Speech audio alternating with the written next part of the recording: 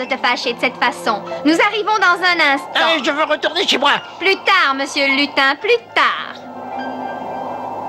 Ah, tu me déçois profondément, Emilia. J'ai eu tort de te faire confiance. Je ne comprends pas pourquoi. Ce n'est pas terrible de voler. Je dirais même que c'est très agréable. Je déteste cela, je ne le supporte pas. La tête me tourne quand je regarde en bas. Moi qui te croyais une amie, je m'aperçois que je me suis trompé du tout au tout. J'ai dû t'enlever de force puisque tu ne voulais pas venir.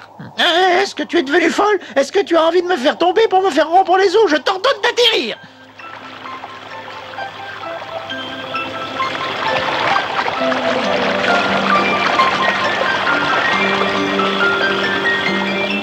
Eh bien, ça n'était pas si terrible que ça. Ton supplice est terminé. Nous y voilà. Aka! Tu m'excuseras si j'arrive d'aussi bonne heure le matin. Doucement. Bien le bonjour. Viens par ici. Qu'as-tu donc? Tu as l'air particulièrement de mauvaise humeur, cher ami lutin. Ah, c'est pas étonnant, on m'a entraîné de force jusqu'ici. Pourquoi n'écoutes-tu pas d'abord ce que doit te dire Aka avant de juger de l'utilité de ce voyage qui t'énerve tellement? Je n'ai aucune raison d'écouter des fariboles. Je sais que l'on va me raconter des histoires au sujet de Nils. Tu devrais avoir honte de parler ainsi d'Aka de Kebnekaise. Elle a dit qu'elle avait quelque chose d'important à te confier au sujet de Nils. Qu'as-tu à déclarer au lutin? Que Nils m'a causé beaucoup de joie ces derniers temps. Tu ne veux donc pas comprendre qu'il est devenu un brave garçon? Vas-tu continuer à lui reprocher sa sécheresse de cœur d'autrefois? Tu es toi-même méchant et sans cœur, lutin. Oh, des tartines beurrées. Pourquoi tu me bouscules? Je t'ai rien fait. Affectueux et prévenant, hein? Est-ce que tu me prends pour un imbécile? Je vais te dire une bonne chose. Un garçon comme Nils ne changera jamais. Il aura fait quelques mauvais Ça rêves. m'est égal, ça ne m'influence pas. Ah, toi, tu veux toujours avoir raison. Non, je suis lucide. Pourquoi ne restes-tu pas un peu avec nous pour observer la façon dont Nils se conduit? Tu pourrais ainsi te rendre compte si ce que nous disons est exact, hein? Je ne supporterai pas cela plus Qu'est-ce qu'il y longtemps. a? C'est terminé une fois pour toutes. Et en plus, il se croit plus malin que les autres. Je ne me laisserai pas humilier davantage, vous pouvez me croire. Pourquoi fais-tu tout ce tapage? Je persiste à dire que tu es voleur comme une pie. Ça alors? J'ai trouvé un endroit où il y avait de la nourriture et Colm se l'est approprié. Oh, que se passe-t-il? Tu as ça? Oui.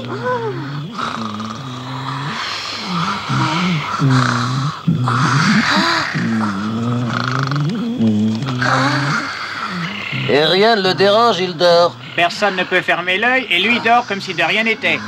Ma patience est maintenant à bout. Aïe, ça fait mal. Explique-moi pourquoi tu veux m'arracher les plumes. Ne joue pas les innocents, c'est ta faute si je me dispute avec mon ami Colm. Et comment ça, je dormais, moi? Ton estomac fait un tel bruit que tu nous as réveillés. Oh, je suis désolé, je vous prie de m'excuser. Si Colm ne s'était pas éveillé, j'aurais pu continuer à manger. Ah, c'est donc ça. Martin? Je suis très gêné. Il faut tous vous rendormir pour vous reposer. Nous n'aurions jamais trouvé ça tout seul. D'ici, ils ne pourront pas m'entendre.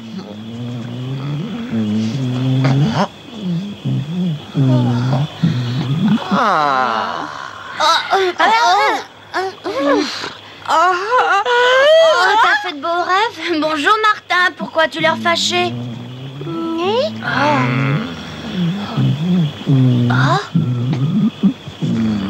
C'était dans ton estomac qui faisait ce bruit. Ah oui, après? Mais Caxi m'a fait honte devant tout le monde en prétendant que personne ne pouvait fermer l'œil car mon estomac faisait un tapage infernal. Ah, c'est de cela qu'il s'agit. Je pensais qu'il s'était produit quelque chose de grave.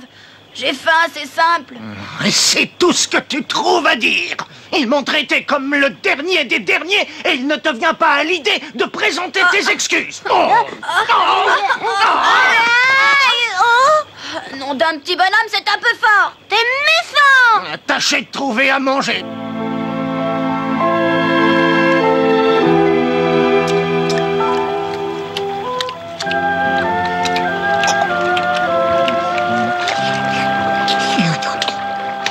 Eh, l'as-tu fait exprès? Comment peux-tu arriver à poser une telle question, Caxi? Tu devrais bien te douter que ce n'était pas mon intention. Parole d'honneur. Quel dommage que tu ne puisses pas te voir, au fond, ça te va bien. Que veux-tu dire par là? que ça évite de voir ton visage. Explique-toi. Viens te regarder dans l'eau et tu comprendras.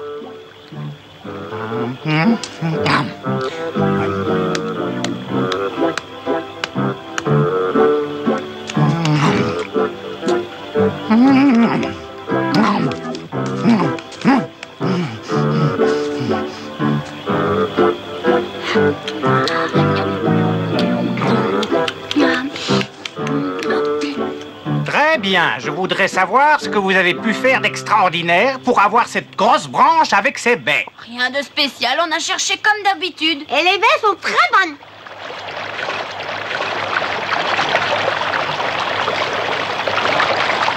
On dirait qu'il a beaucoup plu ces derniers temps.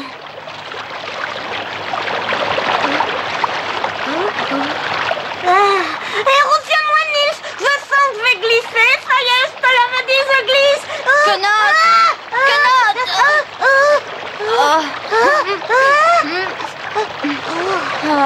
Ça m'est encore sorti.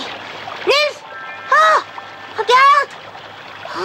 On va l'attraper. Et on partagera. Bien entendu. Le laisse pas s'échapper, hein.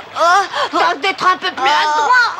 Et sors-la de l'eau. C'est facile à dire. Attends, je vais t'aider. Amène-la plus près du bord. C'est ce que j'essaie de faire depuis tout à l'heure, nom d'un petit bonhomme. Le courant est trop fort. Au secours, Nils. Aide-moi. Oh, Kenob. Nils, au secours. Cramponne-toi, essaie d'attraper la tige. Donne-moi la main ou encore mieux saute, je vais te rattraper. Abandonne cette pomme, sinon je tombe à l'eau. Je ne résiste plus. Maintenant que je la tiens, je vais pas la lancer. Tu y attaches trop d'importance, on en trouvera une autre. Tu sais, je le tiens, et je me nourris pas d'espérance. Un tien vaut mieux que deux, tu l'auras. Je veux avoir cette pomme. Ouais, cette pomme m'appartient. On n'a plus qu'à la faire rouler. J'ai réussi à sauver cette pomme.